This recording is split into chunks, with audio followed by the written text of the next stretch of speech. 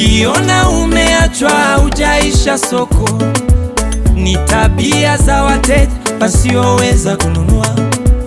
Ukiona hawarudi sio tatizo lako, wamepima hadhi zao sio wa levo zako. Wamezoea vya bure na wewe sio wabuku, hazitoshi neema zao na walifunga na kavu.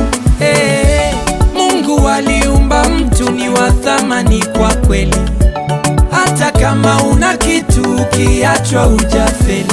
Hao sio Mungu, ni watu hawana wanalozuia. Acha uaibishwe, Mungu atakutetea. Kuachwa ni faida, kuachwa ni faida. Ukiachwa usilie, kuachwa ni faida.